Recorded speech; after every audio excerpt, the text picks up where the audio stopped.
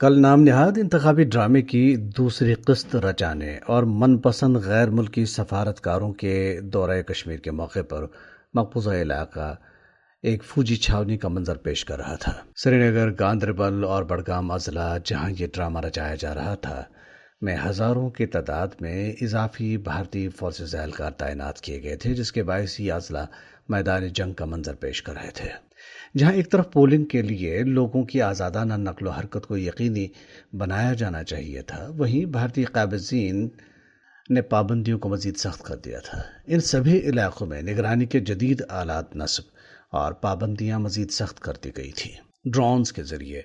حساس علاقوں کی نگرانی کی جا رہی تھی، اسٹریٹجک مقامات پر CCTV کیمرے نصب کیے گئے تھے اور لوگوں کی نقل و حرکت پر نظر رکھنے کے لیے خصوصی چیک پوائنٹس قائم کیے گئے تھے۔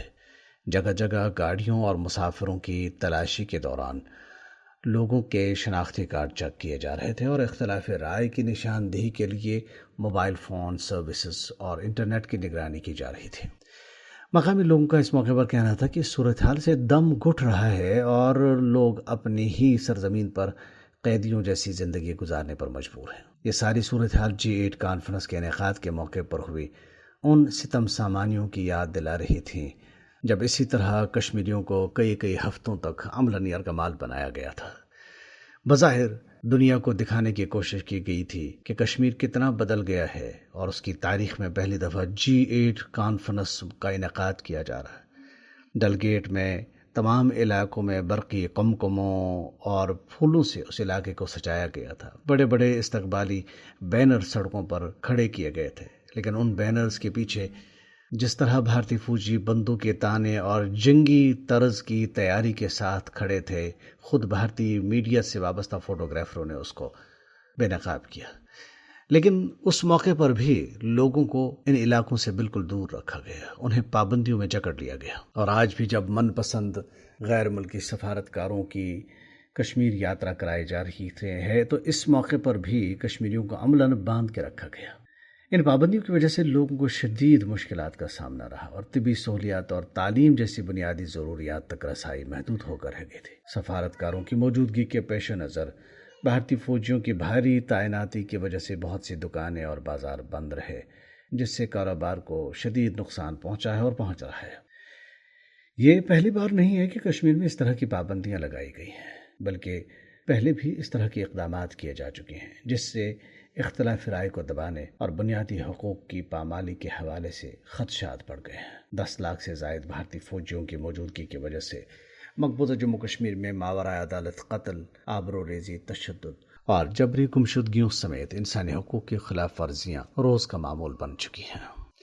ان غیر ملکی مبصرین کے دورے کی حیثیت کیا ہے، اس کا اندازہ اس بات سے لگایا جا سکتا ہے کہ ان لوگوں جن کے لیے کشمیر میں یہ نام نہاد سیاسی اور انتخابی میدان سجائے جاتے ہیں، دیکھیے وہ کیا کہتے ہیں۔ یہ کوئی چھوٹے موٹے لوگ نہیں ہیں، بلکہ جدی پشتی بھارت نواز سیاسی خیمے سے وابستہ لوگوں کی رائے ہے۔ مثلاً نیشنل کانفرنس کے نائب صدر عمر عبداللہ نے نام نہاد اسمبلی انتخابات کے مشاہدے کے نام پر غیر ملکی سفارتکاروں کو مدعو کرنے کے مودی حکومت کے فیصلے پر کڑی تنقید کی۔ عمر عبداللہ نے مودی حکومت کے مقاصد پر سوالات اٹھاتے ہوئے کہا ہے کہ اس سے ان کے موقف میں تضاد کی عکاسی ہوتی ہے۔ انہوں نے نشاندہی کی ہے کہ جب غیر ملکی حکومتیں کشمیر کے بارے میں کوئی بیان دیتی ہیں تو بھارتی حکومت کہتی ہے کہ یہ ان کا اندرونی معاملہ ہے، لیکن اب وہ چاہتی ہے کہ غیر ملکی مبصرین یہاں آئیں اور ہمارے انتخابات کی نگرانی کرتے ہوئے وہ رائے قائم کریں جو وہ چاہتے ہیں۔ عمر عبداللہ کے بقول نام نہاد اسمبلی انتخابات جموں کشمیر کے لوگوں کا اندرونی معاملہ ہے اور انہیں غیر ملکی مبصرین سے تصدیق کی ضرورت نہیں ہے۔ انہوں نے کہا کہ مودی حکومت لوگوں کی تذلیل کرتی ہے، انہیں ہراساں کرتی ہے اور انہیں گرفتار کرنے اور دبانے کے لیے طاقت کا استعمال کرتی ہے۔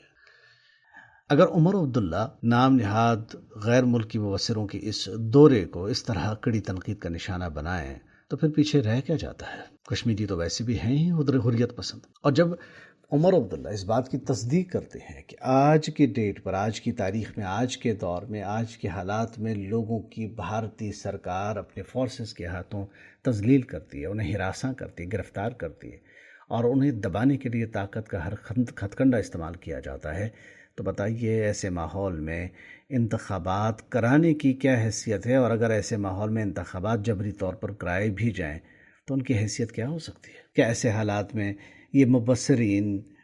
یہ رائے دے سکتے ہیں کہ یہ انتخابات لیجیٹیمیٹ ہیں اور یہ انتخابات ان درست حالات میں ہوئے یا کرائے گئے ہیں جو کہ کشمیر میں اس کے لیے موزوں تھے؟ جب کشمیر کے زمینی حقائق بتلاتے ہیں کہ یہاں انتخابات نام کی کوئی مشق نہیں کیے جا سکتے، کیونکہ جن لوگوں سے بھارت نے اپنی آئین کے تحت ووٹ ڈلوانے ہیں ان کے سروں پر اس نے 10 لاکھ فوج مسلط کی ہوئی ہے، پورے علاقے کو کھلی جیل بنایا گیا ہے، ان کی حیثیت کھلی جیل کے قیدیوں کی ہے، ان کی اصل جو جید ہمالیائی سائز کی سیاسی حقیقت ہے اس کو پس پش ڈالا گیا، اس کو دیوار کے ساتھ لگایا گیا۔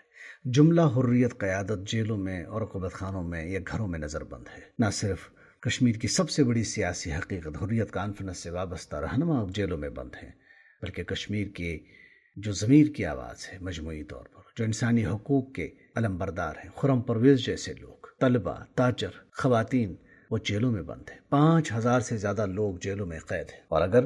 بھارتی آئین کے تحت کیے جانے والے حالیہ 2 انتخابی ڈراموں کا جائزہ لیا جائے، جو حال ہی میں نام نہاد بھارتی پارلیمانی انتخابات کرائے گئے اور اب یہ نام نہاد اسمبلی انتخابات کرائے جا رہے ہیں، تو ان میں سب سے زیادہ جو ہائی لائٹنگ پوائنٹ ہے وہ یہی ہے کہ کشمیریوں کے پاس پولیٹیکل سپیس نہیں ہے، اور اس گھٹن کے ماحول میں سب سے زیادہ جو سیاسی نقطہ کشمیری عوام لے رہے ہیں اور اس کی بنیاد پر ووٹ ڈال رہے ہیں وہ یہ ہے کہ جیلوں میں لوگ بند ہیں، ان کے اوپر ظلم ہے، جبر ہے، اور وہ اپنے ووٹ کو اس ظلم کے خلاف استعمال کریں گے۔ ان دونوں انتخابات میں جو سب سے اہم ترین نعرہ جو قابل توجہ ہے وہ یہی لگا کہ ظلم کا بدلہ ووٹ سے۔ تو جب ووٹ لینے والے اور ووٹ دینے والے نعرے لگا کر کھل کر دن دہاڑے یہ کہہ رہے ہیں کہ ان کے ووٹ کا مقصد ظلم سے انتقام لینا ہے، جو بے گناہ جیلوں میں ڈالے گئے ہیں ان کو چھڑوانا ہے، تو بھارتی کیسے ان انتخابات پر کوئی فخر کر سکتے ہیں؟ اول تو ان کی کوئی حیثیت ہی نہیں، چاہے 1% ووٹ ڈالیں یا 100%، یہ اقوام متحدہ کی قراردادوں کا نیم البدل نہیں ہے۔ اور غالباً عمر عبداللہ بھی اسی تناظر میں یہ بات کر رہے ہیں کہ اسمبلی انتخابات جموں کشمیر کے لوگوں کا اندرونی معاملہ اس اعتبار سے کہ اس کا بھارت کے ساتھ کوئی تعلق نہیں ہے، بھارتی آئین کے تحت کوئی تعلق نہیں ہے، اس کا اقوام متحدہ کی قراردادوں کے ساتھ کوئی تعلق نہیں ہے، یہ لوگوں کے روزمرہ کے مسائل کا ایک انتظامی معاملہ ہے۔ اور اقوام متحدہ کی قراردادیں بھی یہی کہتی ہیں کہ کشمیر میں آزاد کشمیر ہو یا مقبوضہ کشمیر، دونوں خطوں میں پاکستان اور بھارت کی انتظامیہ صرف اس مقصد کے تحت انتخابات کرا سکتے ہیں کہ لوگوں کے روزمرہ کے مسائل حل ہوں، باقی ان کی کوئی دوسری حیثیت نہیں ہے۔ لیکن بھارت نے ہمیشہ اس جبری مشق کو، اول تو جبر کی بنیاد پر یہ انتخابات کرائے گئے، پچھلے 35 سال میں 10 لاکھ فوج کی نگرانی میں یہ انتخابات کرائے گئے، لوگوں کو زبردستی پولنگ بوتھس کی طرف ہانکا گیا۔ دنیا کے تمام ملکوں کی جو اپنی رپورٹس ہیں، جن میں اسٹیٹ ڈپارٹمنٹ ہے امریکہ کو، اس کی رپورٹ ہے، انسانی حقوق کی تنظیمیں ہیں، ان کی رپورٹس ہیں، جن میں تصدیق کی گئی ہے کہ 1990 کے بعد سے بھارتی فوج نے باقاعدہ لوگوں کو بندوقوں کی نالیوں کے ذریعے لوگوں کو پولنگ اسٹیشنز کی طرف ہانکا، ان کے اوپر ہمیشہ یہ انتخابات مسلط کیے گئے۔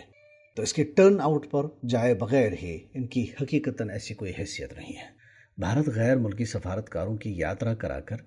کون سی ایسی چیز دکھانا چاہتا ہے جس سے اس کا اپنا چہرہ چھپے؟ ان کی تو لیجیٹیمیسی ہی نہیں ہے۔ یہ انتخابات تو ہوتے ہی اس نعرے کے تحت ہیں کہ ظلم کا بدلہ ووٹ سے۔ غیر ملکی میڈیا مسلسل یہ کہہ رہا ہے کہ کشمیریوں نے ان 2 انتخابات میں یہ جو ووٹ پہلے انتخابات کے مقابلے میں زیادہ ڈالا، یہ ان کی مزاحمت کا ایک نیا انداز ہے۔ اور خود بھارتی حکومت نے، بی جے پی سرکار نے، بی جے پی پارٹی نے یہ کہا ہے کہ پارلیمانی انتخابات میں جو ووٹ پڑا ہے وہ سافٹ سپیریٹزم ہے، یہ تو نہ اس پہ خوش ہیں تو نہ اس پہ خوش ہیں، یہ کس چیز کے اوپر بغلیں بجائیں گے؟ ہر 2 صورت میں یہ بھارت کی ناکامی ہے۔ رہی بات غیر ملکی مبصرین کے دورے کی، تو یہ چنتخب اور منتخب قسم کے دورے، اس سے مسئلہ کشمیر کی حیت کو متاثر کرنے کی بھارتی کوششوں کے باوجود یہ کوششیں برابر ثابت نہیں ہو سکتی، کیونکہ اس سے پہلے بھی انہوں نے ایسی کوششیں کی ہوئی ہیں۔ اس سے پہلے بھی کشمیر کے حالات یا سب کچھ ٹھیک ہے کا تاثر دینے کے لیے غیر ملکی سفارتکاروں کے دورے کرائے گئے۔ ان میں سے کئی غیر ملکی سفارتکاروں نے بعد میں برملا طور پر اظہار بھی کیا کہ ان کو فوجی نرغے میں رکھا گیا اور عام لوگوں سے ملنے نہیں دیا گیا۔ یہ جو جنگی طرز کا ماحول پیدا کیا گیا، میدانی جنگ بنایا گیا ہے کل سری نگر، گاندربل، بڑگام کو، فوجی چھاونی کا منظر مجموعی طور پورا جموں کشمیر پیش کر رہا تھا، اس سے کیا تصویر جاتی ہے؟ لہٰذا بھارت ان کاسمیٹک قسم کے اقدامات سے باز آ جائے، یہ ریاستی اداکاری بند کرے۔ یہ ریاستی اداکاری کرتے، جھوٹ بولتے بھارت کو 77 سال ہو گئے۔ وہ کشمیر کی حقیقتاً زمینی اور تاریخی حقائق کو بدل نہیں سکا۔ ان حقائق کے آگے اس کو ایک نہ ایک دن جھکنا پڑے گا۔ تبصرہ ختم ہوا۔